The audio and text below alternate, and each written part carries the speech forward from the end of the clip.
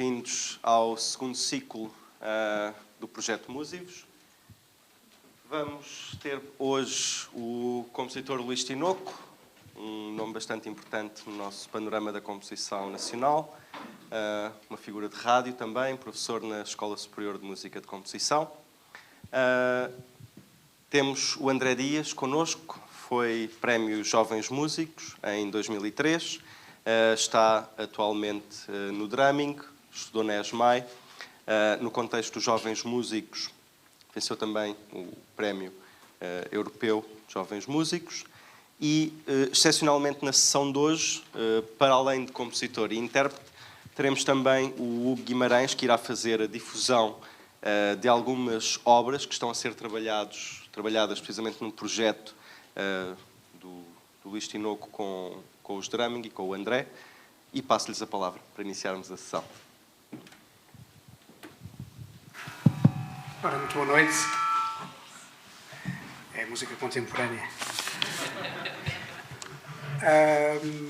Eu começava, obviamente, por fazer agradecimentos e o primeiro agradecimento vai para a Associação Portuguesa de Compositores por me dirigirem este convite, que muito me honrou, a Sociedade Portuguesa de Autores por nos receber e por apoiar este projeto da Associação.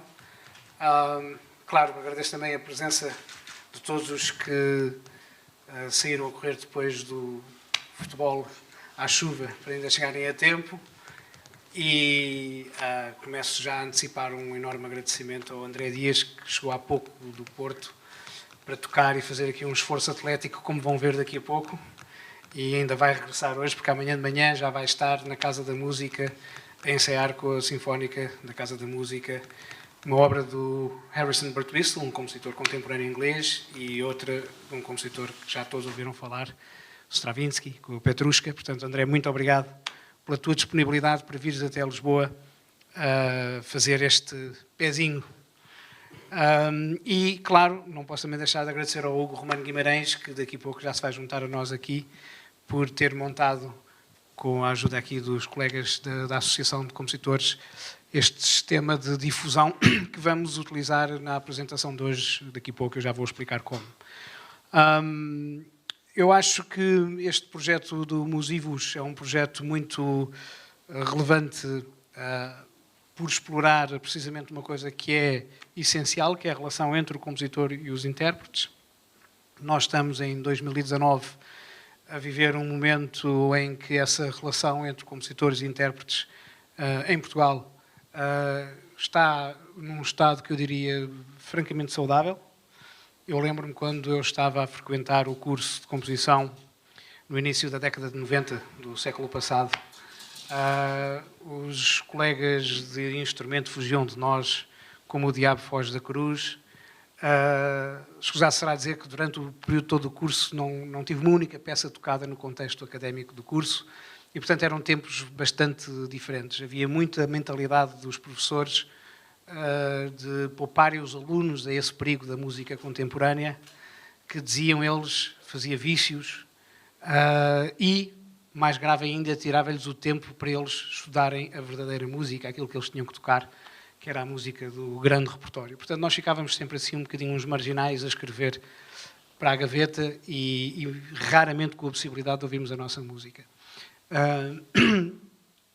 Nos últimos anos, eu posso dizer que não tenho razões para me queixar, a minha música tem sido tocada, tem circulado, mas grande parte dessa circulação deve-se precisamente à relação que eu fui estabelecendo ao longo dos anos com os intérpretes. Por vezes os compositores ficam um bocadinho presos àquela ideia de que são as instituições que vão resolver os problemas todos das suas carreiras e eu fui percebendo ao longo dos anos que não são as instituições que resolvem os nossos problemas. Em primeiro lugar, será a nossa música se tiver alguma qualidade e, em segundo lugar, é aquilo que nós conseguimos fazer da nossa relação profissional com aqueles que interpretam a nossa música e depois com aqueles que a ouvem.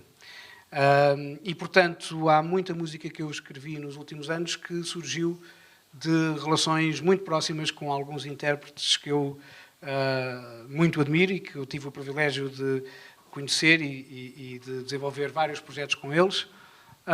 O André Dias é engraçado porque conhecemos-nos num contexto de outra vertente da minha vida profissional, que é a vertente do Prémio Jovens Músicos, na Antena 2. Portanto, eu, desde que assumi a direção artística desse prémio, que todos os anos conheço assim umas fornadas imensas de jovens intérpretes portugueses com um talento imenso, e o André, de facto, das 2 vezes que o vi a participar no Prémio Jovens Músicos, deixou logo uma marca. Como vão ver, é um músico absolutamente extraordinário.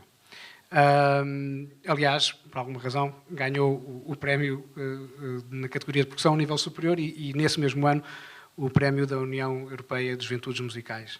Portanto,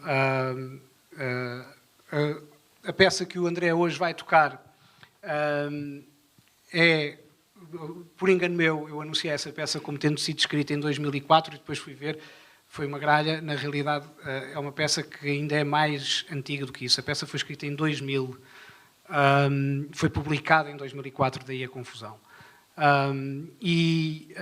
Na altura, escrevia a pedido do Pedro Carneiro, que é um dos intérpretes com quem eu tenho trabalhado regularmente. Eu conheci o Pedro Carneiro em Londres, quando os dois estávamos a fazer as nossas pós-graduações. O Pedro fazia na altura pós-graduação na Guildhall School of Music and Drama e eu estava a fazer a minha pós-graduação na Royal Academy. O Pedro, quando já estávamos os dois a acabar e já a fazer as malas para regressarmos, pediu-me que escrevesse uma peça para ele. O Pedro, na altura, já era assim uma figura de relevo no nosso meio musical. Também tinha ganho o Prémio Jovens Músicos, precisamente no primeiro ano em que a rádio colocou a percussão a concurso. E, portanto, era assim uma das nossas estrelas, um virtuoso, e desafiou-me a escrever a peça que o André vai tocar.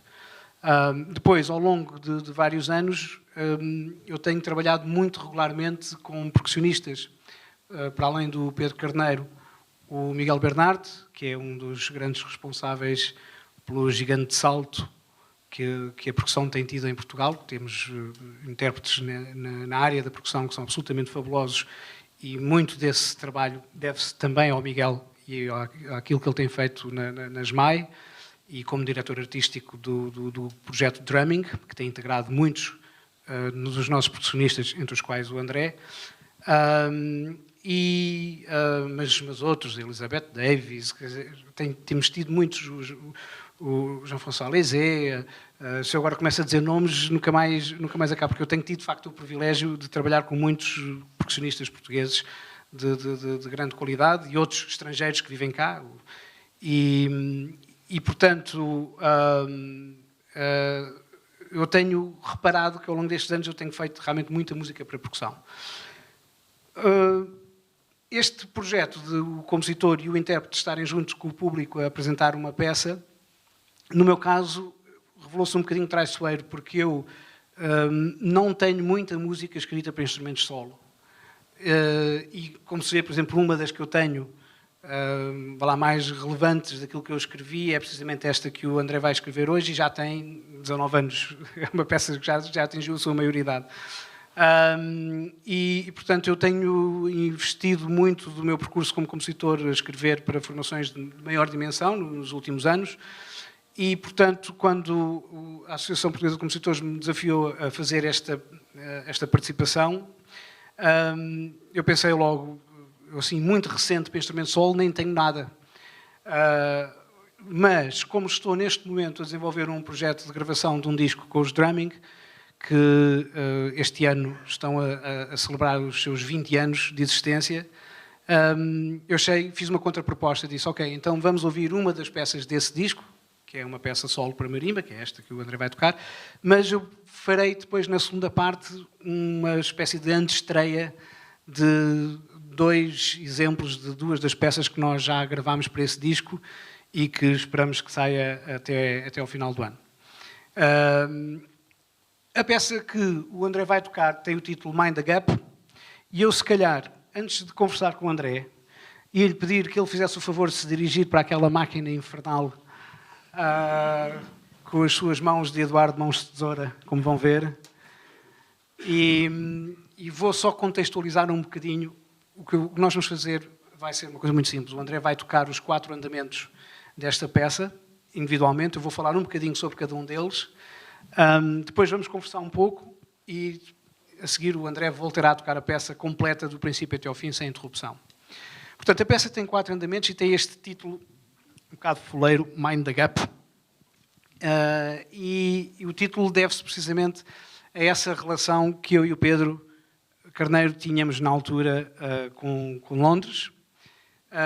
É uma cidade que, quando eu fui viver para lá, o que mais me surpreendeu foi precisamente a forma controlada como as pessoas vivem ao nível de tudo quanto tem indicações de sinaléticas, de keep right, keep left, walk, don't walk, currently out of order, next train approaching, é tudo escrito de uma forma quase que impondo um comportamento físico que até, de certa forma, é antinatura, não é? Porque nós andamos aos solavancos, parar com o vermelho, avança com o verde, para outra vez, vira à direita e vira à esquerda, se está nas escadas rolantes tem que se encostar à direita, senão vem logo um indivíduo mal-humorado e empurra-nos. E, portanto, esse tipo de vida muito urbana era uma das memórias que eu guardava daquela cidade. E para quem conhece os transportes públicos em Londres sabe que quando vamos a sair de um comboio ou de uma carruagem de metro ouvimos sempre as vozes a dizer Mind the Gap, porque muitas das carruagens ficam afastadas da plataforma ao ponto de ser perigoso as pessoas porem o pé e ficarem entaladas.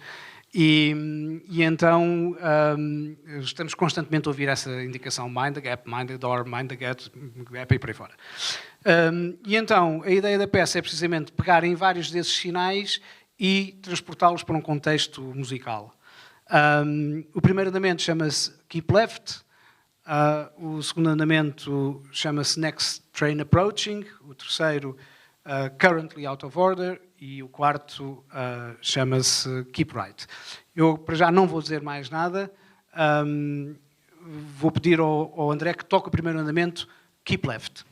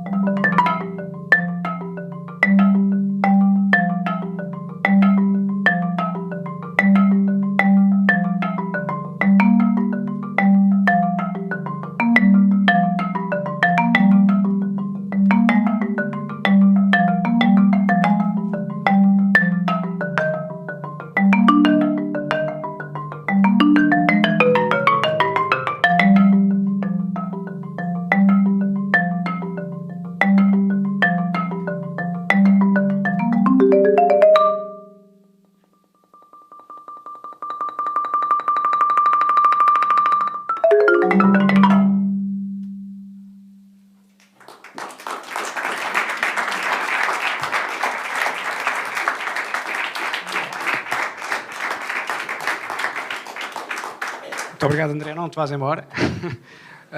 Pronto, como deu para perceber, a peça não é fácil, apesar de nas baquetas do André parecer selo. Isso deve-se... A primeira razão é muito simples, é que quando eu pensei que ia escrever para o Pedro Carneiro, nós às vezes temos aquela ideia, os virtuosos fazem tudo, portanto posso escrever o que eu quiser, que ele safa-se. E, portanto, esta peça, como vão ver nos 4 andamentos, tem, de facto, um nível de dificuldade muito grande, porque eu estava totalmente descontraído, convencido que tudo era possível. O próximo andamento é o mais simples, sobre as dificuldades, depois o André poderá também falar um bocadinho da peça. O Keep Left, como repararam, a música está quase sempre do lado esquerdo da marimba. Portanto, é como se este personagem que está a tocar esta peça está prisioneiro do registro grave da marimba e quase como se tivesse um elástico a puxá-lo para o registro grave, que sempre que ele tenta vir cá acima, há uma força que o empurra e que diz keep left e vai para a esquerda outra vez para a região grave da marimba. Portanto, é esse efeito quase que coreográfico de explorar o movimento também do corpo do percussionista entre os 2 registros extremos do instrumento. Depois, a marimba, neste caso é uma marimba de 5/8, é um instrumento, como deu para perceber, é extremamente rico em termos tímbricos. A 8ª grave é absolutamente maravilhosa, tem este balanço, este peso que eu exploro precisamente com a nota mais grave da marimba, que é o Dó grave, que é a mesma nota da afinação do violoncelo, a corda mais grave, o Dó grave do violoncelo é o Dó grave da marimba. E, portanto, há esta repetição, não é? Esta música cíclica que, de vez em quando, parece que o personagem tenta fugir, vem para o agudo e é empurrado de novo para o grave. Quando o Pedro me desafiou a escrever a peça, eu na altura ainda estava, antes de começar a escrever, ainda estava nos meus últimos meses, nas minhas últimas semanas da Royal Academy, e fui ter com um colega meu percussionista e pedi-lhe, toca várias coisas na marimba para eu gravar e para depois levar para casa e ouvir e poder fixar possibilidades, cores, registros. E uma das coisas surpreendentes neste instrumento, como vocês veem, tem aqueles tubos. A marimba, ao contrário do vibrafone, não tem pedal, portanto, não é possível suster notas, como num instrumento com lâminas de metal, como é o caso do vibrafone. Portanto, é um som mais seco na zona aguda, onde o som fica mais parecido com o som do xilofone, e depois, quando vai para o grave, é um som muito mais generoso, muito mais rico, cheio de harmónicos. E uma das coisas que esse meu colega fez foi, para aquecer, começou a tocar 8º e 5º perfeitas, que são intervalos extremamente consonantes, mas em alguns instrumentos, alguns intervalos, parece que basta tocarmos uma 8ª ou tocarmos uma 5ª e parece que estamos a ouvir muito mais notas, precisamente por causa desta ressonância que este instrumento tem no grave. André, queres mostrar o que é tocar só 8º ou 5º, para ver como este instrumento soa tão rico com intervalos tão simples?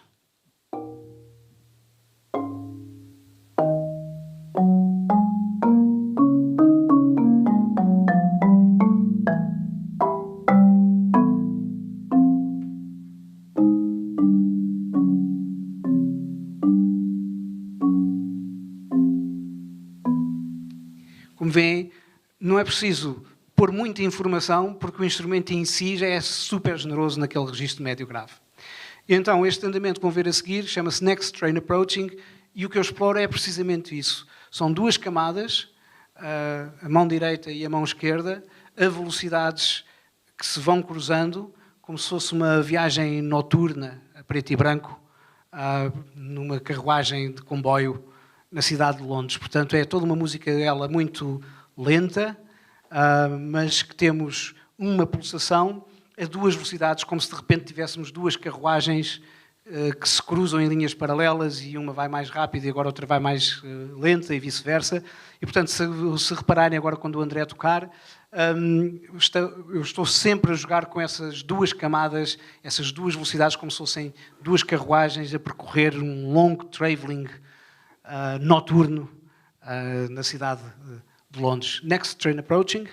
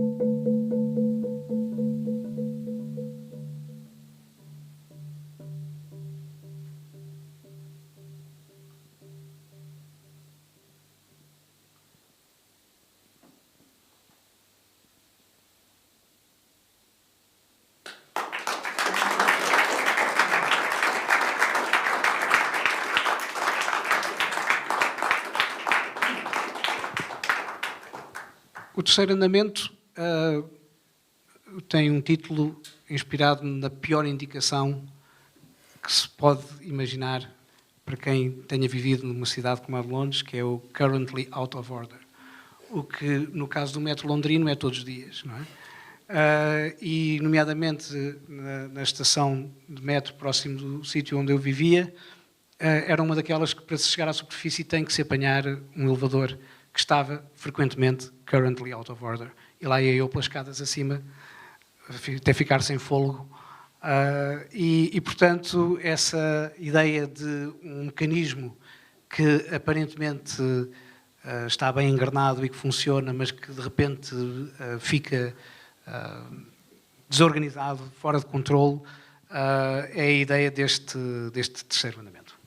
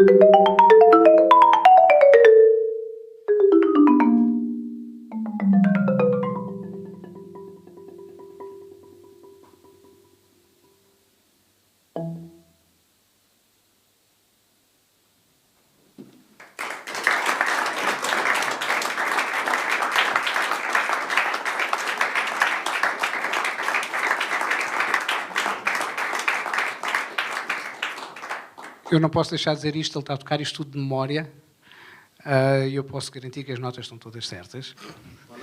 Ou não? E o último andamento faz a simetria com o primeiro, keep right, portanto a ideia agora é o inverso.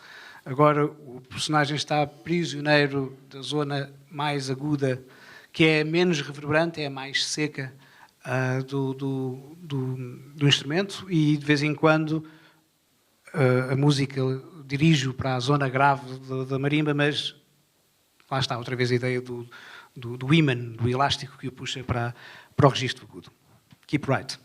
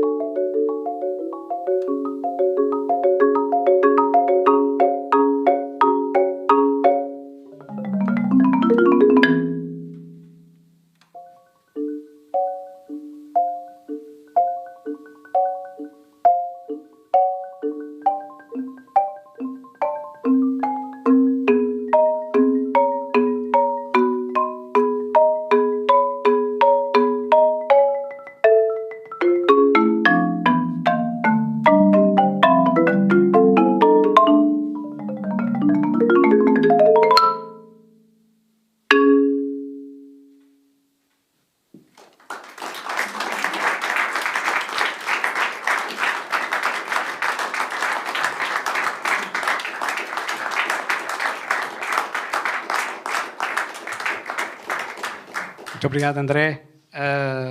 Portanto, esta foi a ideia geral da peça. Eu talvez agora pedisse ao André para partilhar convosco um pouco o que são os dramas desta peça, ou noutra perspectiva qualquer que tu aches mais interessante, não sei. Boa noite. Antes de mais, gostaria muito de agradecer, em primeiro lugar, ao Luís pelo convite. Estou muito agradecido e feliz por estar aqui convosco, e também à Associação Portuguesa de Compositores por organizar estas iniciativas que fazem todo o sentido. Começar por dizer que a relação compositor-intérprete é... Não sei como é que era há uns anos atrás, mas considero que ainda pode ser muito explorada, principalmente pelas instituições, principalmente as escolas, que muitas vezes têm departamentos entre compositores e músicos, e parece que ninguém se conhece uns aos outros. É mesmo importante porque trata de ser uma partilha principalmente de ideias. Acho que todos nós, todo o nosso ser é uma mistura de experiências e de conhecimentos que adquirimos com as outras pessoas, portanto nunca é demais aprendermos com os outros. Aprendi muito com o Luís, o trabalho que tive com ele, e aprender a peça, e acho e espero que o Luís também tenha aprendido alguma coisa comigo. Não que eu tenha muito para lhe ensinar, mas tenho pelo menos o conhecimento, ou pelo menos a maneira como eu vejo a marimba e a sensibilidade que tenho perante o instrumento, que à primeira vista é um instrumento menos musical, porque nós não somos nós não somos propriamente parte ativa do processo de som, como é um instrumento de sopro ou de cordas que sente realmente o instrumento. Nós temos as baquetas que são o nosso interlocutor para a mensagem que pretendemos passar, e isso torna difícil, muitas vezes, tornar este instrumento algo mais musical. Sobre a peça, o Mind the Gap, do Luís, é uma peça de extrema dificuldade do ponto de vista técnico, do ponto de vista também do foco e da concentração. Do ponto de vista técnico, enquanto percussionista, principalmente porque não é propriamente uma escrita idiomática, como muitas vezes, por exemplo, intérpretes, quando escrevem para marimba, conhecem bem o instrumento, o que é que resulta naturalmente, e quando é um compositor que não conhece a especificidade técnica do instrumento, escreve coisas que nós, intérpretes, temos de resolver. E isso para mim é o principal desafio e uma das razões que me levam a gostar cada vez mais de trabalhar com os compositores e peças novas, e essa partilha de que falei há momentos atrás. Sobre esta peça, a principal problemática, tanto no primeiro como no terceiro e também no quarto, além da velocidade, tem a ver com a nossa posição perante o instrumento. Isto porque a percussão, para quem conhece e quem já assistiu a concertos só de percussão, a percussão vive sobretudo do movimento do percussionista, e temos que conhecer não só o instrumento, não só a forma de percutir, mas também a forma de nos movimentarmos perante ele. E na peça do Luís isso assume uma função fulcral para uma boa interpretação da obra e do ponto de vista técnico. Não se trata só das mãos, mas também da forma como nós posicionamos o nosso corpo perante o instrumento e perante o espaço, e a forma como mecanizamos essas pequenas coisas. Por exemplo, no primeiro andamento temos, por exemplo, a descida final, que até foi um debate crónico com o Luís. Eu a dizer-lhe, não, isto é impossível, isto é impossível, isto é impossível, e ele dizia sempre, não, tem que ser possível. Eu escrevi assim, agora resolve-te. Mas é uma passagem que, do ponto de vista da movimentação do corpo, não é muito natural, e a solução que eu encontrei foi, por exemplo, para estudar, comecei a estudar aqui, passei para aqui até encontrar o local ideal. Eu posso mostrar como é que isso se processou. Mostra só as coisas boas, não estejas a mostrar as fragilidades. Isto assim. Por exemplo, a passagem é a passagem final. O facto de estar aqui, perante a marimba, obriga-me a um esforço suplementar do que, por exemplo, se estiver já deslocado, em que estou numa posição central, em que simplesmente com as pernas consigo chegar a todos os registros da marimba. E muda completamente a forma, a percepção, a articulação, a percepção e a direção que eu quero dar à passagem. Se eu estiver aqui, neste momento em que eu faço o salto, vocês já percebem se cá um corte. Enquanto se eu estiver aqui, há maior ligação. Isso também, em relação, por exemplo, ao quarto andamento, lembro-me de uma coisa que falei com o Luís sobre a articulação. Também é uma problemática que nós temos. Embora nem sempre seja muito explorada pelos percussionistas, este instrumento é possível ter articulações e formas de tocar diferentes. Por exemplo, uma das passagens, que é das passagens mais complicadas tecnicamente, eu lembro de sugerir duas opções ao Luís, sendo que uma conseguia um fraseado maior, um legato maior, e noutra soava tudo mais articulado. Eu lembro de nós termos optado, não sei se recordas, da opção mais legato. Era nesta passagem, entre fazer ou fazer.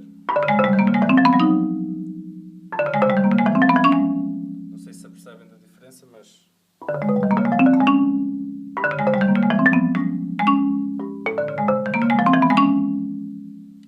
muitas coisas que nós temos enquanto ferramenta e que temos que resolver e que sim, é possível extrair deste instrumento algo mais do que simplesmente notas e som e força. Acerca do segundo andamento, é sobretudo ao nível da nossa independência e do nosso centro e do nosso foco. Houve também uma característica que trabalhei com o Luís na altura, que foi a questão do timbre. Porque entre tocar no centro, tem um som muito mais profundo, e tocar na beira, ouvimos mais harmónicos. Nós achámos engraçado na altura a mudança de timbre, não só de dinâmica, mas também de timbre. Em vez de, por exemplo, fazermos... aproveitarmos para colorir um bocadinho mais o instrumento e a peça.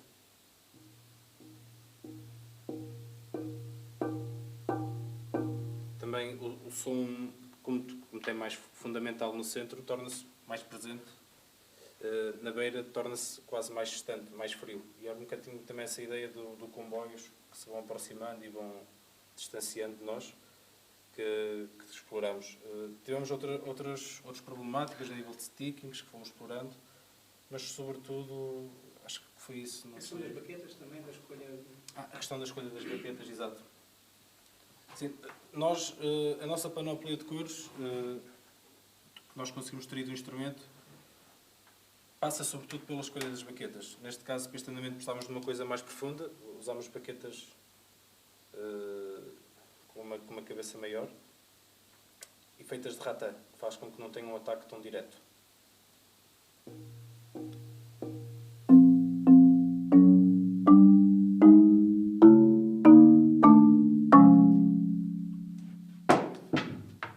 Para o primeiro e o terceiro andamento, temos baquetas também ainda com uma cabeça grande e que tivessem bastante fundamental, mas que fossem mais duras, e além disso também escolhemos cabo de madeira porque tem muito mais articulação do que o ratã, e nós queríamos um caráter mecânico e foi daí que escolhemos. Por exemplo, entre fazermos...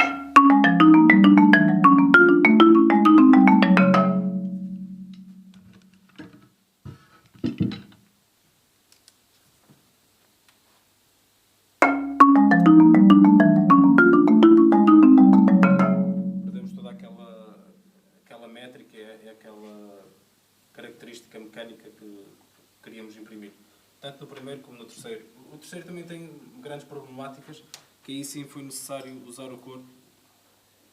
Foi talvez das peças de andamentos mais curtos que toquei na vida e que mais problemas me trouxe. Eu senti mal.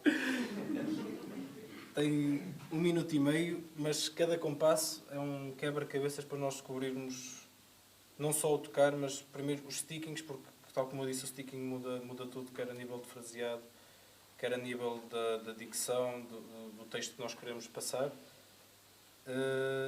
A posição perante o instrumento, que às vezes 1 centímetro ao lado faz toda a diferença. Quem é percussionista percebe isso, certeza. Como vocês podem ver, é um instrumento, este instrumento tem cerca de 2,5 metros.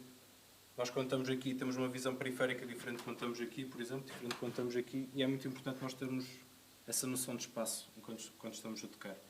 E no terceiro andamento temos muitas coisas em que a mão vai, nós sabemos mais ou menos a distância, mas nem sequer temos tempo de olhar para em que nota é que vamos tocar. Sabemos que estamos mecanizados, mas é quase uma prova cega. Mas com treino, nós vamos lá, daí ter sido um andamento mais curto, os andamentos mais curtos caídos, mais complicados. Em relação ao quarto andamento, recordo-me também aqui de uma característica que nós trabalhámos na altura, porque na peça está escrito Deathstroke, não é? Deathstroke, sim. Deathstroke. E nós chegámos à conclusão que o Deathstroke, posso tocar,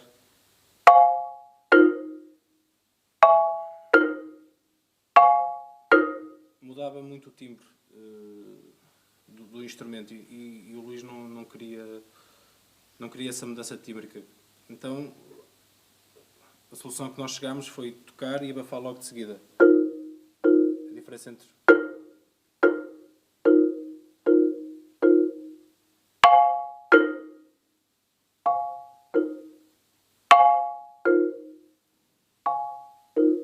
simplesmente fazer o som mais curto. Aí que eu estava a dizer que é um instrumento que à partida não temos controle, como o Luís disse, por exemplo, o vibrafone temos o pedal, controlamos toda a ressonância do instrumento. Este instrumento é completamente deixado ao critério dele. Os compositores, quando compõem, têm isso em mente, mas por vezes há pequenas coisas que temos que adaptar, e neste caso o Deathstroke foi uma delas. Este andamento, escolhemos estas baquetas, são baquetas mais brilhantes e permitem-nos tocar em todo o registro, embora temos que arranjar sempre um compromisso, porque não são as baquetas ideais para fazer, por exemplo, a parte dos trémolos.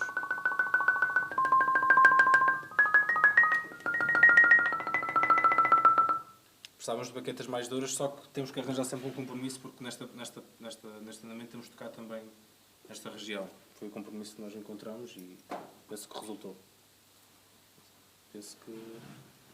Eu agradeço imenso esta descrição, que me fez relembrar toda uma cartilha de erros que eu não posso voltar a repetir. Mas é engraçado pensar na perspectiva de quem tem que resolver realmente o problema da performance e quem está a escrever coisas, às vezes, consciente do risco, porque tem uma ideia qualquer que quer transpor para a música e isso acaba por ser mais importante do que o problema do intérprete, depois tem que ser o intérprete a resolvê-lo, se for possível, claro. Achei muito engraçado quando o André referiu no primeiro andamento a posição do corpo em relação à marimba, encontrar o sítio exato para tornar a passagem do agudo para o grave o mais orgânica possível, sem cortes, sem cortar o gesto musical e ao mesmo tempo a tornar tecnicamente possível. O que é engraçado é que eu, quando estava a escrever a peça, estava a imaginar precisamente o intérprete a ter que deslizar do agudo para o grave, quase como se estivesse a tocar com patins, não é? Porque há uma ideia coreográfica que também está associada ao gesto da peça, não é? Do tal elástico que puxa, não é? Portanto, idealmente, eu até gostaria que esta peça fosse tocada com elástico à cintura do intérprete e alguém na outra ponta a puxá-lo, não é? Portanto, entre aquilo que é uma ideia musical, uma ideia visual e depois aquilo que é a sua realização prática, depois tem que se negociar e tem que chegar, obviamente, a compromissos. Em última análise, neste tipo de escrita, em que eu escrevo uma sucessão de notas, e há casos em que nós podemos trabalhar mais ao nível, por exemplo, da aleatoriedade, em que nós dizemos ao intérprete, pode escolher notas outras, que não essas, desde que faças aquele ritmo e aquele gesto, e então aí desliza com os patins, mas neste tipo de linguagem, não é muito fácil fazer esse tipo de negociação. As notas estão escritas e eu quero que os campos harmónicos soem como eu a escrevi, não é? Portanto, o intérprete confronta-me com uma situação que é, das duas uma, ou aldrabo mais nas notas e faço mais a coreografia, ou faço menos coreografia e tento ser mais rigoroso nas notas, não é? E eu aí devo confessar que acabei por sacrificar um bocadinho a coreografia em favor do ritmo e das notas, etc. Mas são opções, obviamente qualquer uma delas seria legítima. Eu acho que agora era interessante ouvirmos a peça de seguida, mas não sei se alguém da plateia quer colocar alguma questão ao André, porque se o quiserem fazer, eu acho que os bilhetes davam direito a conversa com os artistas. Se alguém... a memorizar uma peça destas? Eu geralmente não contabilizo. Eu como volta e meia vou tendo muito repertório para trabalhar e memorizar. A memória, por norma, não é um objetivo principal ou primário. No entanto, quando toco uma obra, eu gosto de colocar-me quase na pele do compositor, então eu sou um bocado maníaco. Não é que eu fosse um aluno brilhante a técnicas de composição, mas sou maníaco a analisar as obras da forma como eu as vou perceber e entender. E acho que depois é um processo natural, esse processo de memória. Até porque nós, na marimba, neste instrumento, temos várias memórias. Temos a memória visual, temos a memória auditiva, temos a memória fotográfica também da partitura, a memória melódica, harmónica, mas principalmente também a mecânica e a visual. E acho que todas elas, quando se complementam, torna-se um processo natural de memorizar. Quanto tempo demorei a memorizar? não sei, mas eu diria que talvez um mês, não sei. E, por curiosidade, o Luís escreve uma peça destas em quanto tempo? 48 horas. Não, estou a brincar. Esta peça já foi há 19 anos, não me lembro, mas eu diria que esta até é daquelas que são, de certa forma, mais fáceis, porque como são andamentos curtos, permite-me fazer um andamento numa semana, o outro andamento na semana seguinte. Provavelmente terá sido um mês a escrever a peça, sim. O que é curioso é que o tempo, ou o esforço para escrever é quase, não é necessário, é quase igual ao esforço para a incorporar, não é? Sim, sim, sim. E eu acrescentaria uma coisa a isto que o André estava a dizer. Eu acho absolutamente incrível como é que os músicos memorizam, não é? Eu quando estudava piano, o meu grande drama era precisamente a memorização para as audições, que nunca conseguia, não é? Mas existem instrumentos onde, de certa forma, é mais fácil memorizar. Por exemplo, os instrumentos melódicos, a melodia ajuda muito a memorizar. Os percussionistas têm imenso repertório em que não têm uma única nota de altura definida, que é só sequências rítmicas. E não só sequências rítmicas, como indicações de baquetas, onde é que a baqueta bate, se bate ao centro, se bate no rebordo, etc. Portanto, tradicionalmente, os percussionistas tocam de memória. Não é? Portanto, eles faz parte do treino do percussionista mais do que noutros instrumentos, fazer muito repertório de memória. O que não estou aqui a desculpabilizar-me, eu acho que podia ter sido mais generoso, mas na realidade este é um lado impressionante desta família dos instrumentos, é que eles trabalham com a memória de uma forma constante em tudo quanto é o repertório. Aqui, de certa forma, o facto de termos notas, não é? Melodias, harmonias, etc., isso ajuda um pouco, correto? Sim, sim.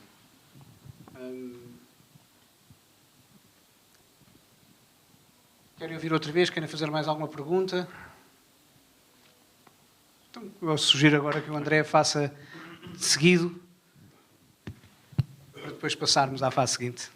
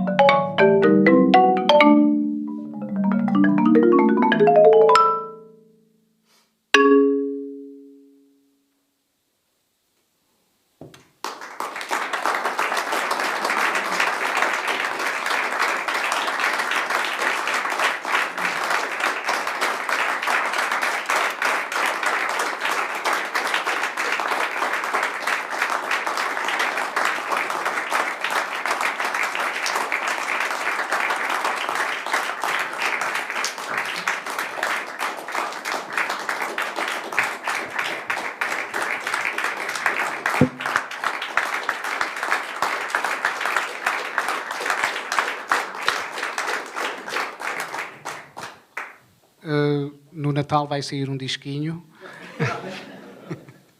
em que o André aparece nesse disco como um dos elementos do drumming a tocar esta peça.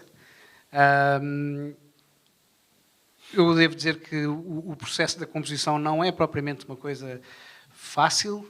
Às vezes ouço alguns colegas a dizer que têm imenso prazer a compor, etc. Eu devo dizer que não tenho prazer absolutamente nenhum. Dá-me imenso trabalho.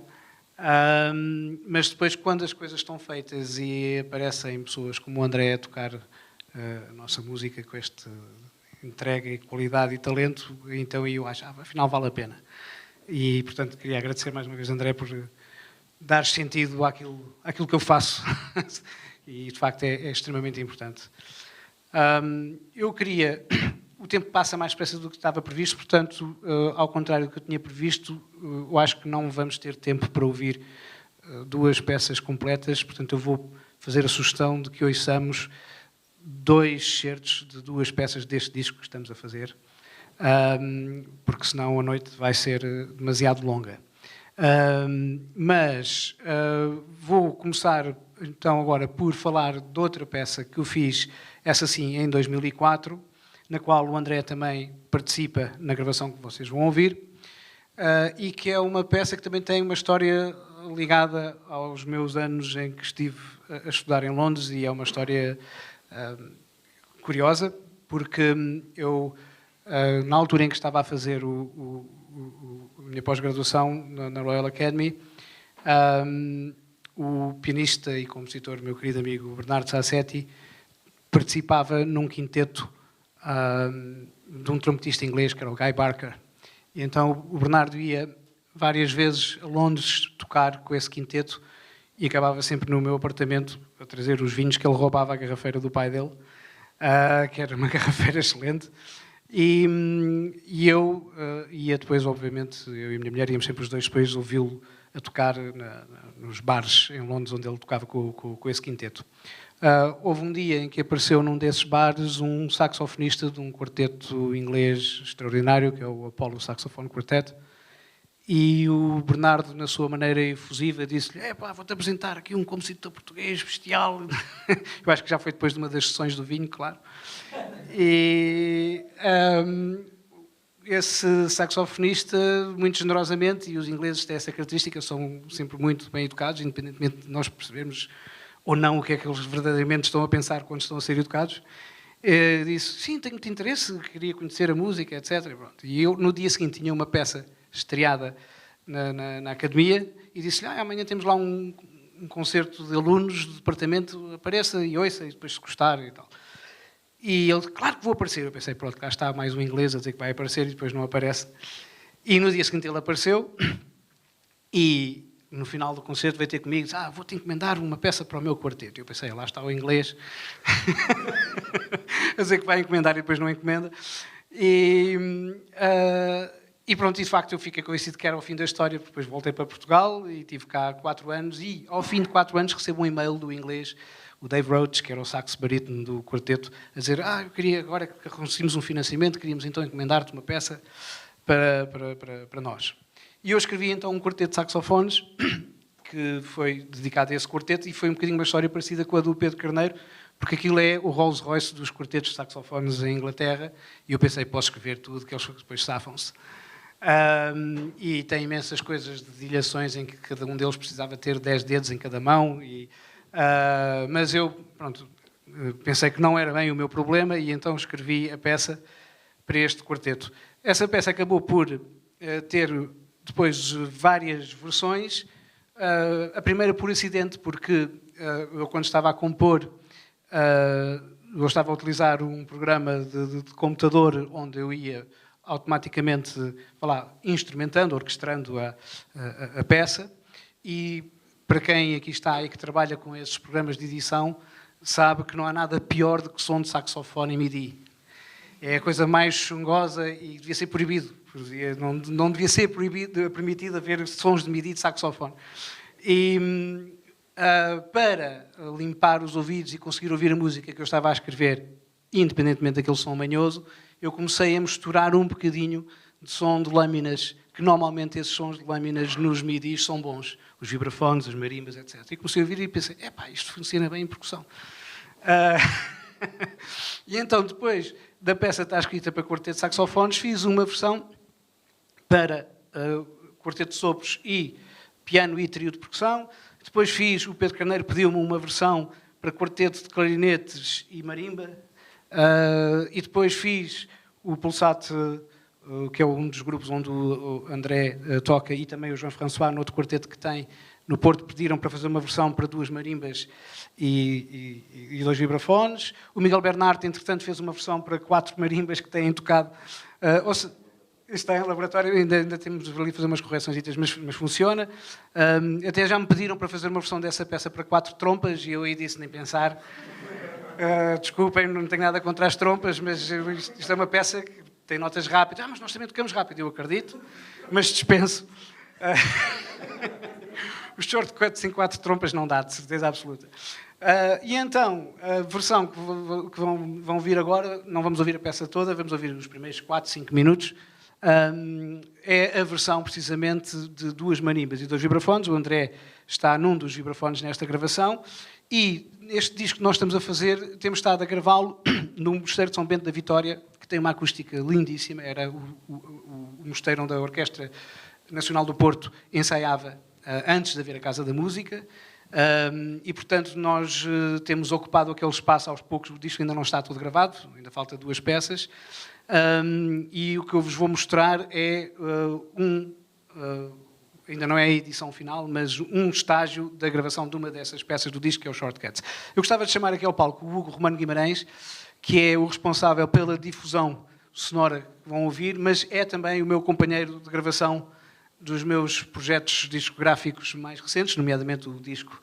Hugo, muito obrigado.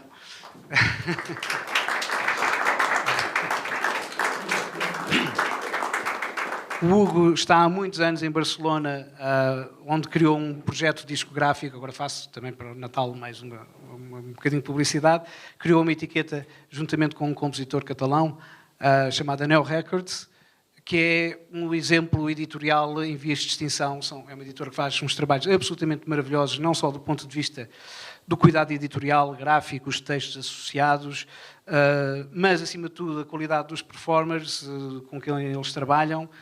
E depois gravam tudo nos discos. Obviamente, as gravações são feitas em estéreo, mas com a possibilidade de quem compra o disco descarregar depois a gravação em surround e em 3D. E nós, com o nosso disco, estamos a fazer o mesmo. O disco vai sair em estéreo, mas estamos a gravar também com o sistema tridimensional.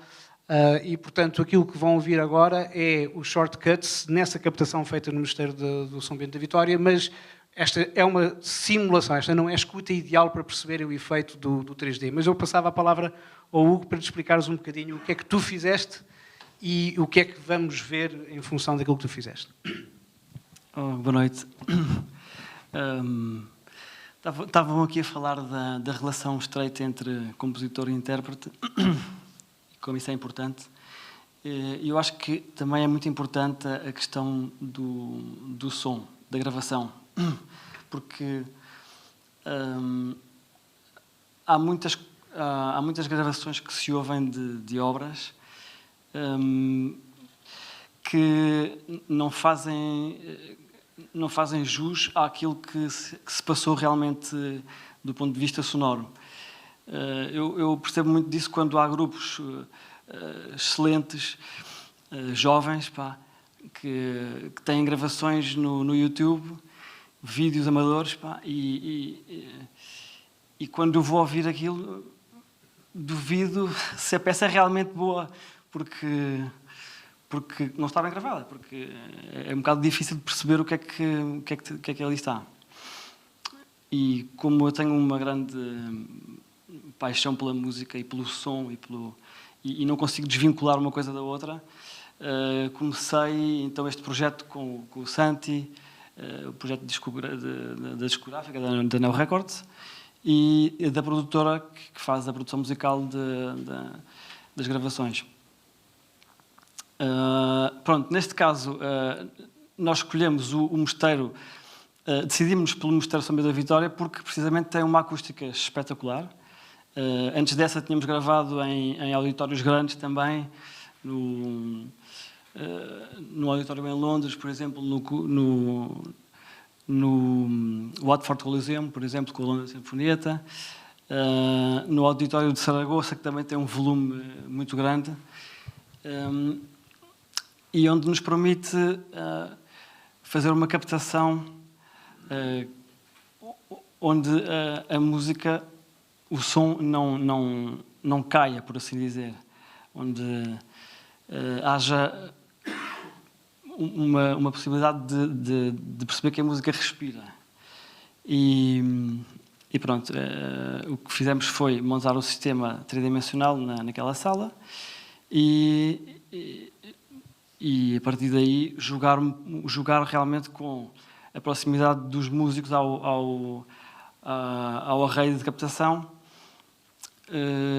por forma a conseguir um som interessante, rico, onde se percebesse a localização dos instrumentos por um lado, a profundidade por outro, a riqueza tímbrica, enfim, há uma série de questões relacionadas com a música e com a composição que vão para além da escrita musical. Deixa-me só acrescentar uma coisa. A sensação que eu tenho é que com este tipo de captação, para além de estarmos a captar a música e aquilo que é a performance dos intérpretes, captamos também o som da sala onde gravamos, não é? Exatamente. Portanto, que conseguimos transmitir uma ideia do que é estar a ouvir a peça no Mosteiro de São Bento da Vitória e não num estúdio de gravação, não é? Exatamente, essa é a grande diferença entre uma gravação de estúdio com reverberação artificial ou aproveitar os instrumentos a ressoarem naquela acústica e tirar partido disso, porque isso é uma coisa que é impossível de conseguir com uma reverberação artificial. E qual é o problema da escuta que temos hoje? Explica lá. Pronto, enfim, quando começamos a depurar as coisas, já não conseguimos voltar atrás, não é? Então, as colunas, ou seja, quando temos um bom sistema de surround ou 3D em casa, escolhemos umas colunas que sejam equilibradas do ponto de vista tonal, portanto, desde os graves até aos agudos muito equilibrados, que a nossa sala não tenha ressonâncias próprias, não tenha zonas de frequência onde se incrementa mais e outras onde se ouve menos.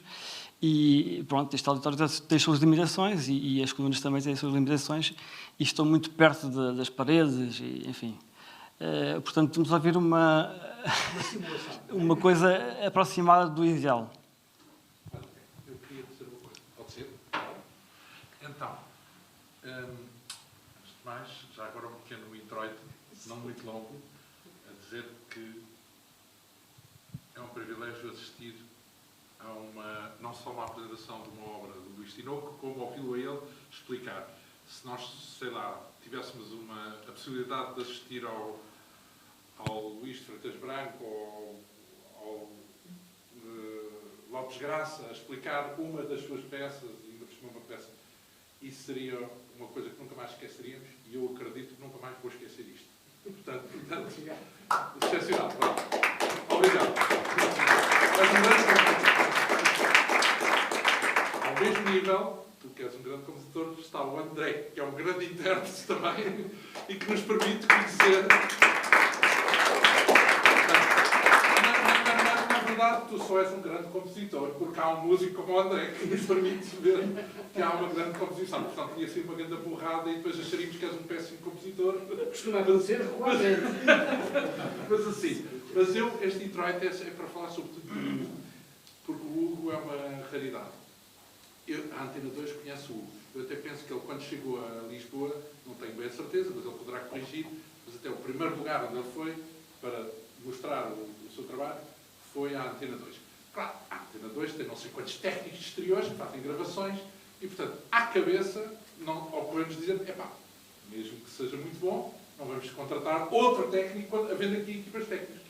Mas ele, entretanto, mostrou a Neo Records, mostrou as gravações que fez, o cuidado que punha nas edições, mostrou as edições que já tinham na altura, o lado inovador, ao mesmo tempo moderno, é como se aquilo que a gente pensa que é a indústria discográfica que está a entrar em declínio, como se ali houvesse exatamente o movimento oposto de uma coisa nova que estava a nascer, e com uma qualidade, um bom gosto também, porque há aí nisso tudo há bom gosto, e então finalmente, quando num dia não havia técnicos lá para fazer, porque na Rádio do Estado acontece o que acontece, se calhar, em todos os outros recantos do Estado, que é, há cada vez menos gente, e, portanto, chega um momento onde já não podemos gravar aquilo que queríamos, e o único recurso que eu tenho, como não posso obrigar os técnicos que lá estão a fazer um trabalho, ou desdobrarem-se, por exemplo, quando vão sempre aos pares, eu não consigo dizer, mas vai um ali e o outro ali. Diz, não, tem aqui dois, e, portanto, e como só dois, só podemos fazer um serviço. Portanto, até que finalmente decidimos gastar uma parte do nosso dinheiro que gastamos em programas a pagar, entre aspas, a contratar o Hugo para finalmente ele pôr o seu trabalho em campo. E o que saiu daí foi um padrão, que eu devo dizer, ainda bem que nós estamos no ar, porque senão massacravam, que é inédito na rádio. Pelo menos na rádio que eu conheço há 15 anos para cá.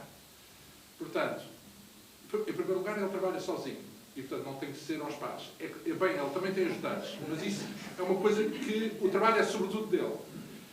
E depois, ele faz uma captação primorosa, às vezes em condições incríveis, porque o padrão que as instituições cá dedicam àquilo que tem que ser feito com uma boa captação é muito deficiente. Ou seja, as pessoas dizem, vem gravar, então põe aí os microfones e grava. E ele tem que ter espaço, tempo de estudar, fazer o teste, pô-los a tocar não sei quantas vezes, que é para aquilo ficar mesmo garantido. Mas, por regra, as pessoas não entendem que isso seja necessário, marcam ensaios minúsculos, ou nem sequer marcam, ensaiam do outro lado e quando lá chegam... Pronto, e isso para quem está a captar um concerto é terrível. Portanto, ele trabalha em situações desse género. Mas, além disso, quando trabalha, faz toda uma análise, e é o único técnico que eu conheço que faz uma análise artística também. Portanto, ele, quando faz o relatório da gravação que fez, não diz apenas onde é que está um problema qualquer de ordem técnica. Diz também onde estão os problemas de ordem artística. Qual é o momento em que falham, em que não dão uma nota, em que há uma desafinação, em que... e faz até um relatório, andamento a andamento, com os fortes e os fracos. Até criou, além do detalhe todo que põe, criou, para facilitar, para ser uma coisa tipo automática, instantânea, criou uma espécie de uma escala de 1 a 5, em que ele diz, se vocês querem oferecer este concerto à União Europeia de Radiodifusão, portanto à Europa, só ou 4 ou 5. Mas em 2 critérios, 4 ou 5 na gravação, para não ver ruídos, tosses, coisas assim absurdas, que também acontecem com muita frequência, e 4 ou 5 no lado artístico. Se aquilo corresponde minimamente àquilo, ou bate certo com aquilo que uma pessoa pode esperar daquela obra, daquele repertório. E ele, em cada relatório que faz, cada gravação entrega um relatório, no relatório não só descreve tudo o que tem que descrever, os andamentos, as pessoas, quem escreveu, quem tocou, onde é que foi, isso tudo, que é o normal, e que normalmente na rádio implica uma terceira pessoa, porque a rádio leva 2 técnicos e mais um assistente que faz este trabalho, e ele faz, portanto, trabalho por 3, é barato. Já vais subir agora. E além disso, ele faz depois uma classificação artística. E até é capaz de fazer andamento a andamento. Diz onde estão as falhas, mas até é capaz de dizer que, apesar daquela falha técnica de falhar ali uma nota, no conjunto a interpretação tem bastante valor e pode ser ou não apresentada no entender dele, claro. Portanto, o tipo é o técnico mais completo que eu conheço, com a maior sensibilidade e, lamento dizê-lo, mas fica... Também é verdade que os técnicos na rádio não fazem só música, nem pensar. Fazem relatos de futebol, manifestações, sei lá o quê. Portanto, são técnicos posteriores, é tipo todo o terreno. Pronto, e ele é um Ferrari da captação ou um Rolls Royce, ou sei lá o quê, da captação de coisas. Eu acho que eu não conheço outro serviço de captação em Portugal com o mesmo detalhe, com a mesma qualidade, e, portanto, eu acho que tu és excepcional, ele também, e ele também. Obrigado, João.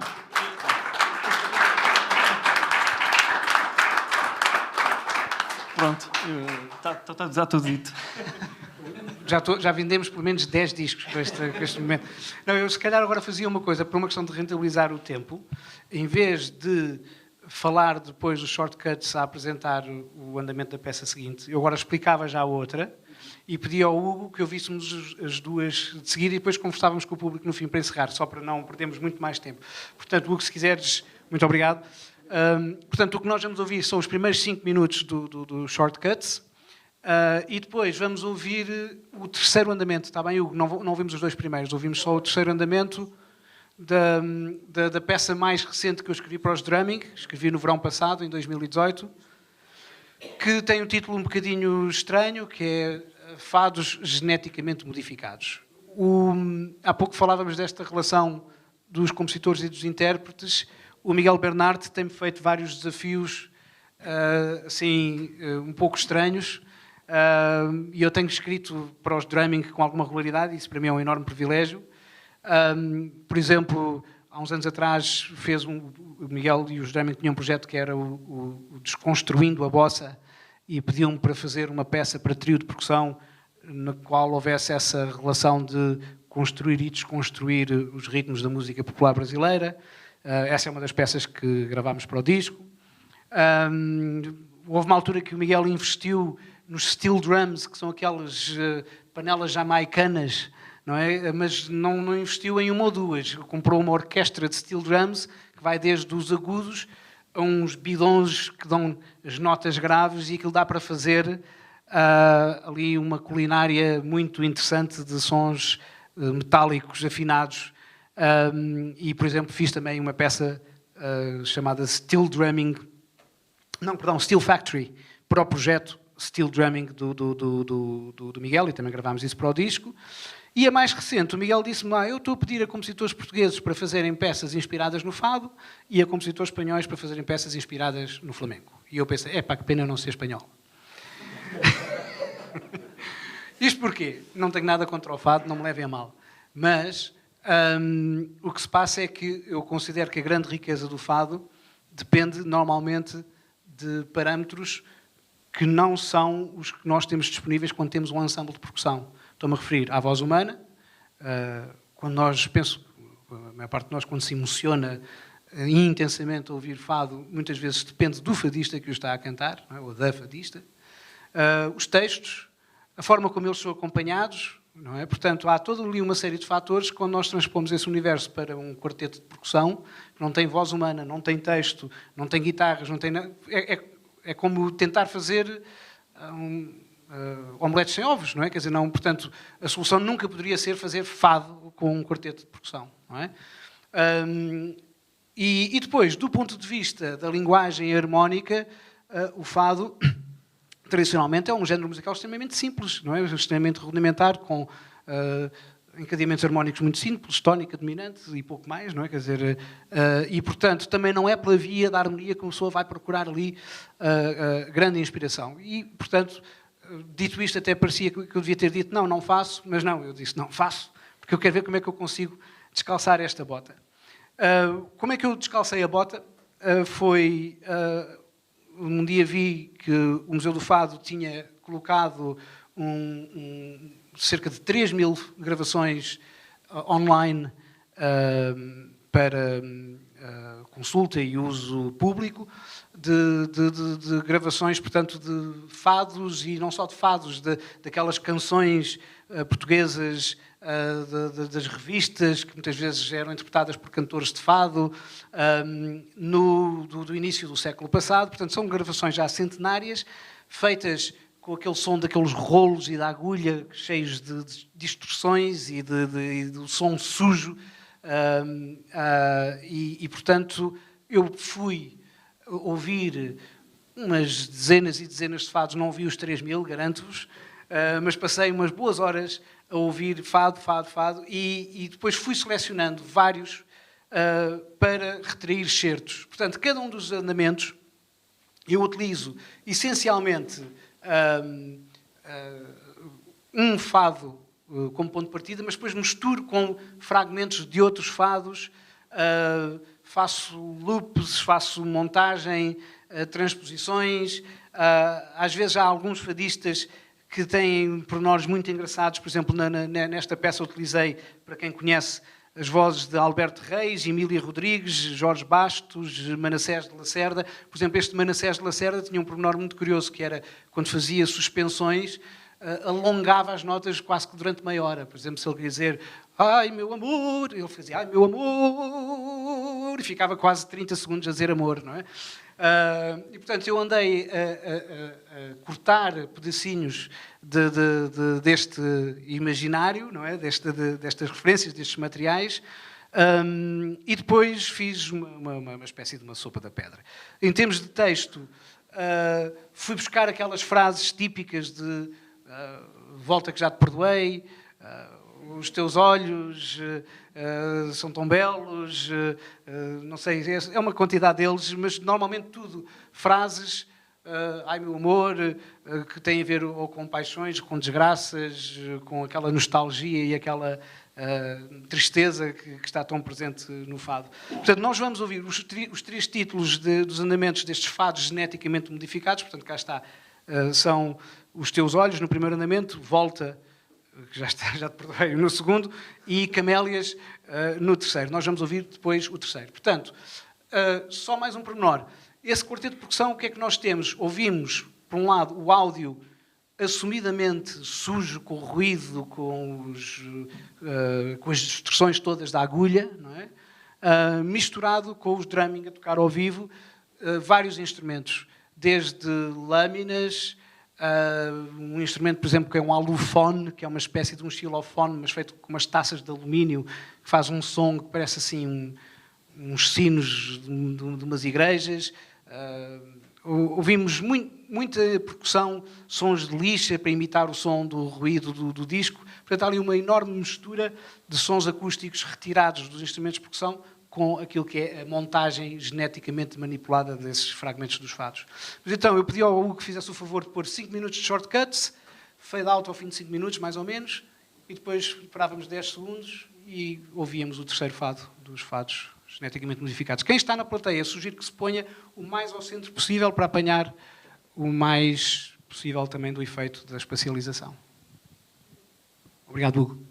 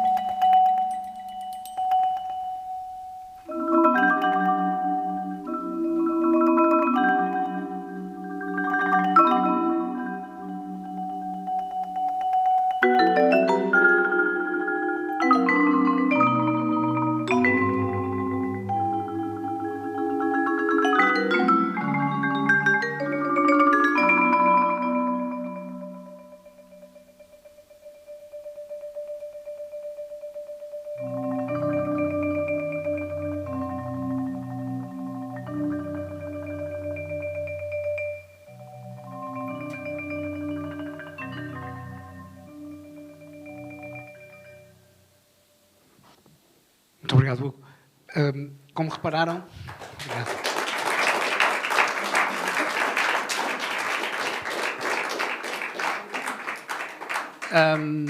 Esta ainda não é a montagem final, mas já dá para perceber a qualidade do som que o Hugo conseguiu e, claro, a qualidade da performance da peça. A título só de curiosidade, quando eu escrevi o original para quarteto de saxofones, a formação era ligeiramente diferente do habitual, porque normalmente o quarteto de saxofones tem um soprano, um alto, um tenor e um barítono. E eu escrevi para 2 soprano, tenor e barítono, com o soprano à esquerda e outro soprano à direita, e explorei muito o efeito do trêmulo tímbrico, que é repetir uma mesma nota, mas com 2 posições de chaves diferentes, o que faz com que o som fique com um batimento, uma espécie de um som eletrónico feito com a mudança de chaves na mesma nota. E isso vai passando do primeiro soprano para o segundo, assim num efeito panorâmico, e depois começa a circular para os outros. E, portanto, aqui nós tentámos explorar também um bocadinho esse efeito da nota repetida que vai passando circularmente de um vibrafone para uma marimba, depois de outra marimba para outra, para o vibrafone, mudar a cor também com as baquetas e tudo mais.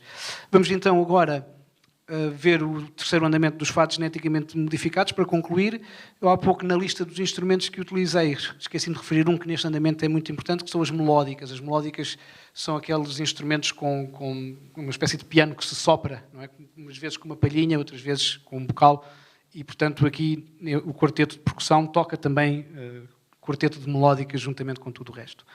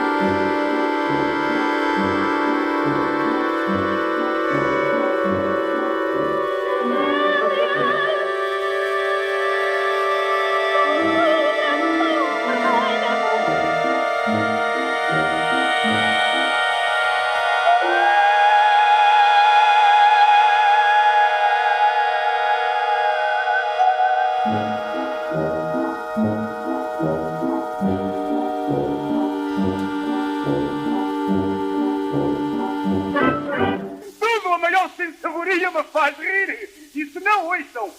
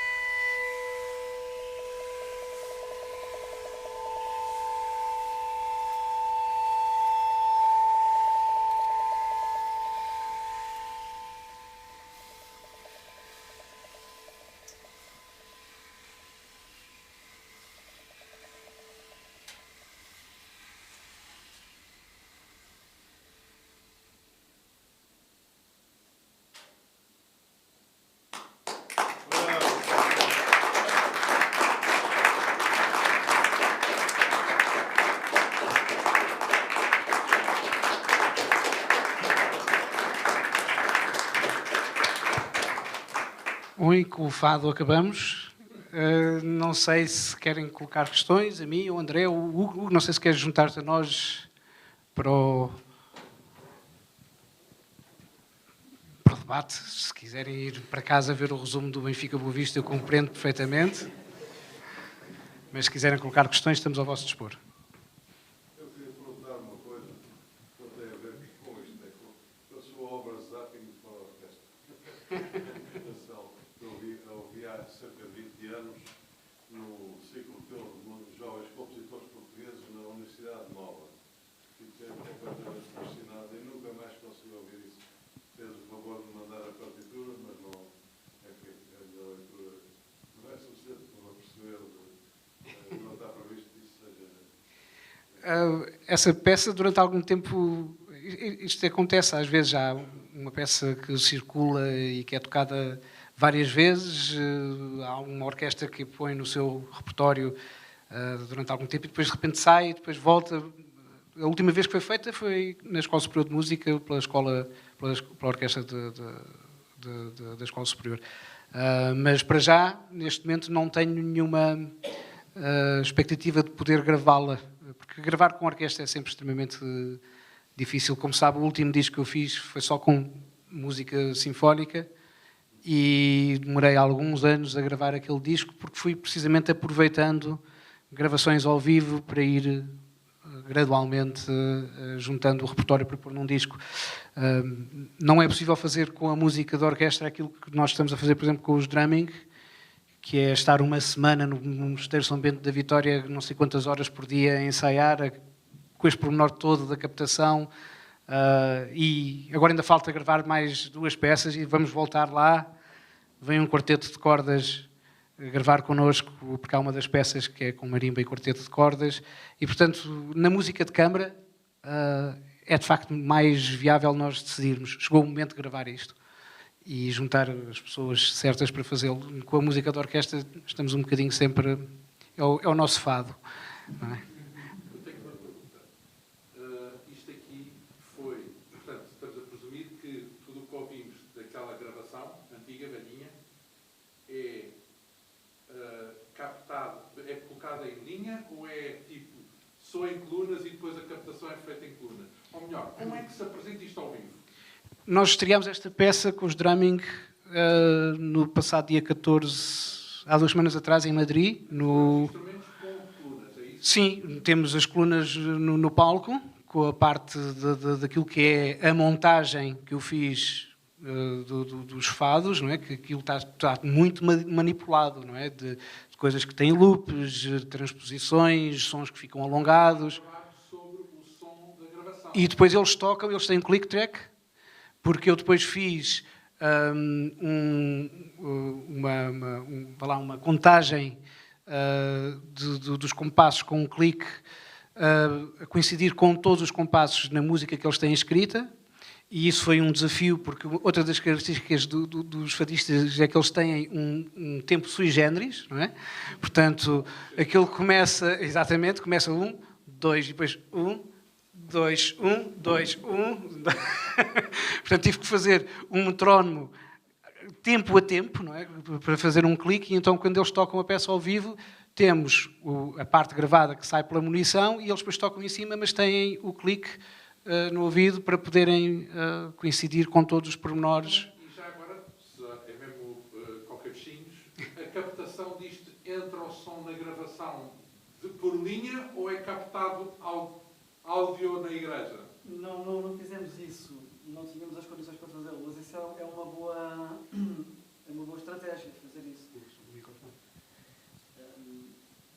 Quando há condições... As ótimas condições para fazê-lo, ou seja, umas boas colunas e um bom áudio, faz sentido passar esse áudio pela acústica onde estamos a gravar e captar com os microfones o que sai das colunas e que vai interagir com a acústica do espaço. Como se fosse ao vivo, não é tudo? Sim, no nosso caso não foi assim. Ao captarem os instrumentos de percussão, tem que estar a captar também... Não. Eles estavam a ouvir, eles estavam a tocar com o click track. Portanto, a música, a parte do fado que nós escutámos, os músicos, no momento em que estavam a tocar para a gravação, estavam a ouvir apenas eram escutadores. Sim. Exato. E depois é junto, a parte na gravação é... Como se fosse mistura de estúdio, não é? Acrescentado a seguir É, a parte exato. de coisa. Pronto. Ao vivo, não. Ao vivo sai pela escuta e eles tocam em cima e quem está a fazer o som de sala tem que fazer uma munição para eles e tem que fazer Mas na um equilíbrio. gravação, quando ele captou, só se ouviam os instrumentos... Exato. Sim. Porque a parte de coisa estava apenas dos auscultadores. Exatamente. Pronto, O que para mim- intrigado com essa, Sim. com essa manobra. O que para mim também foi uma dificuldade, porque quando eu estava a fazer as montagens, eu não estava a poder ouvir como é que aqueles instrumentos de percussão iam soar em cima e aqueles efeitos todos. Portanto, esta peça é muito mais simples do que o Mind the Gap ou o Shortcuts em termos técnicos de execução para eles, mas para mim é muito mais complexo conseguir estar a escrever e a imaginar como é que as duas coisas vão funcionar sobrepostas. Aliás, até posso partilhar uma confissão que mostrei a algumas pessoas, minhas confidentes musicais, o resultado ainda provisório sem a sobreposição, e a opinião foi unânime, que era, não faças isso, está uma porcaria, isto é um desastre, isto não faz sentido nenhum. Nunca me passou pela cabeça que fosses fazer uma coisa tão árida, horrível. Pronto. E eu pensei, oh, diabo, isso eles têm razão, mas já agora meti-me nisto até ao fim. E fui. Resulta muito bem. Mas é uma operação difícil, porque há uma que está gravada e fica. Os músicos têm que se colar completamente ao que já está gravado. Sim. Não podem andar ali a... O primeiro ensaio foi assustador para todos nós, não é? Os Drumming são um grupo maravilhoso e ensaiam num espaço, num quartel no Porto, que vocês não imaginam. É umas paredes cheias de salitre e umidade, assim, escuras, com os instrumentos todos empilhados uns em cima dos outros, sem condições absolutamente nenhumas. Como é que é possível este grupo não ter ainda um auditório para eles? Eu sei. Não, mas... Bem pior, bem pior. Nas Maia é um luxo comparado. E quando eu cheguei lá para o primeiro ensaio, eles ainda estavam a ler com o click track, com o som a sair por umas colunazinhas que eles lá têm, que eu nem sei muito bem o que aquilo é. E eu vi aquilo e pensei, de facto, os meus confidentes têm razão, isto vai ser um autêntico desastre. A minha carreira de compositor acabou aqui. Mas, portanto, há coisas que nós temos que confiar na nossa capacidade de especulação, tanto enquanto performers, não é? Isto ainda não está a soar, mas há de chegar lá, e nós que escrevemos temos também que acreditar que vai haver um ponto em que as coisas fazem sentido. Tenho uma questão também, como performer, quando estavas a fazer gravação. Normalmente os músicos passam todos os seus anos de estudos a ouvirem-se eles mesmos. Se na gravação estavas a ouvir o click track, mais o fado, foi fácil incorporar a tua interpretação da peça como tivesses a realizar o ouvido? Eu gostava de responder essa questão, só que há uma informação que acho que não passou. Eu não gravei esta obra dos fados. O André não está nesta. Não te vou poder responder a isso. Rodrigo, não sei, eu acho que por acaso o André não tendo tocado, né, porque os Drumming são vários músicos e, portanto, no disco há algumas peças em que o André participa, outras em que não participa e, portanto, eles vão rodando, não é? Mas eu acho que o André, enquanto intérprete, talvez possa responder qual é que é a experiência de tocar com um clique, porque noutras peças já passaste por isto. Sim, não é? já passei em várias. Por exemplo, aquela do Jesus com as maracas que tu apareces na fotografia. O Temascal? Sim. Sim, esse é um exemplo que fazes tudo de memória, Sim. não é? Com a gravação por trás. Exato. Sobre tocar com o clique, que era a pergunta, é uma coisa que eu não gosto, porque não nos deixa respirar o que se passa à nossa volta. Ficamos ali um bocado presos ao que estamos a ouvir. A nossa própria música muitas vezes não respira. Daí que posso dar um exemplo. Uma das primeiras obras que trabalhei como compositor foi com o Igor Silva, a Drive, que é uma peça para multipercussão e eletrónica. E um dos primeiros pontos que nós estabelecemos foi que sim, ia haver momentos em que teríamos o clique e a eletrónica pré-estabelecida, mas principalmente queríamos que o intérprete tivesse liberdade. Nesse sentido, o que nós fizemos foi... Temos uma eletrónica que está pré-gravada, mas é o intérprete que controla isso. Ou seja, se há um momento em que pretende fazer um retardando maior, um rebate maior, porque é o que sente naquele momento, faz, e depois é ele próprio que dispara e que controla isso. Quando nós temos cliques pré-gravados, muitas vezes perdemos esse espaço enquanto intérpretes e temos que nos limitar a tocar junto. Mas depende sempre do contexto e da peça. Mas para mim, eu prefiro sempre tocar, se possível, sem clique. Por exemplo, com munição já dá para ter mais ideia do espaço. Porque realmente é muito limitador. Estamos sempre ali a ouvir e não conseguimos sentir o que está a passar na sala, a ressonância da sala. Principalmente isso, a ressonância da sala, que é fundamental. Mas numa peça como esta é impossível fazer sem Exato, clique. é impossível. Por exemplo, se há um momento em que a cantora faz o A e eles têm que tocar a mesma nota a coincidir com o A, Tem que ser. têm que chegar juntos. A minha questão não era muito em relação ao clique, mas era em relação à subposição do clique com a gravação. Com a gravação dos fatos, quando estão a fazer a gravação da peça. Eu acho que a minha pergunta é se houve alguma problemática em relação à incorporação da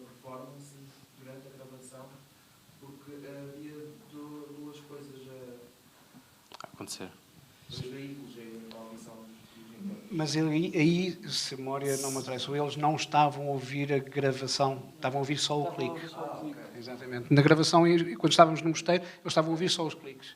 E só o som acústico que estavam a fazer na sala, diz o Chupa. A probabilidade de falhar é enorme, não estão a ouvir onde vão assentar, certo? Não, o clique, É o clique só. É o clique é a rede. O clique é a rede. Estão a ouvir onde é que vão sentar. Exatamente. Exato. E eles estão a ler a partitura. Portanto, Sim, mas uma coisa é eu ouvir uma fadista a cantar e sei que vou dar aquela nota, outra coisa é silêncio e de repente... Sim, Não, Lá está. mas eu na partitura escrevi tudo. E escrevi o sítio em que se ouve a voz da senhora e escrevi o sítio em que eles tocam. Portanto, eles estão a contar compassos.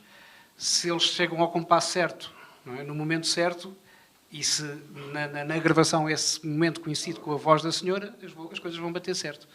eu acho que só queria adiantar um bocadinho. Se calhar é um ponto importante que o único problema deste método de gravação tem a ver com a contextualização. Ou seja, quando estás a tocar, ou conheces muito bem a eletrónica e sabes o que é que se está a passar, ou com o clique estamos completamente abstraídos do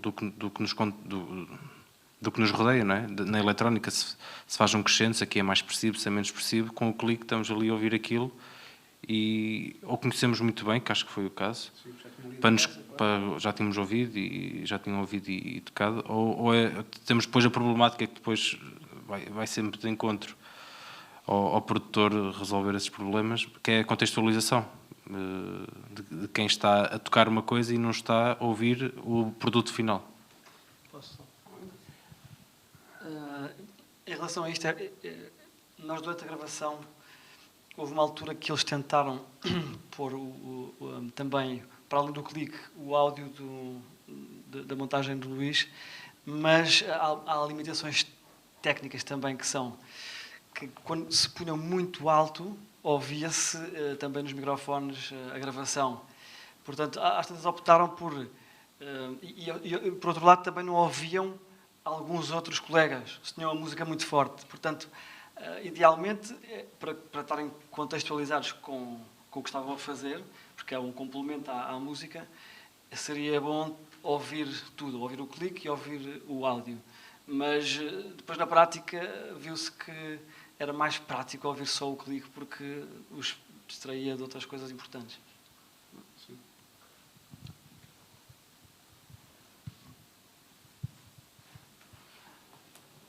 Bom, se não tiverem mais perguntas, eu acho que...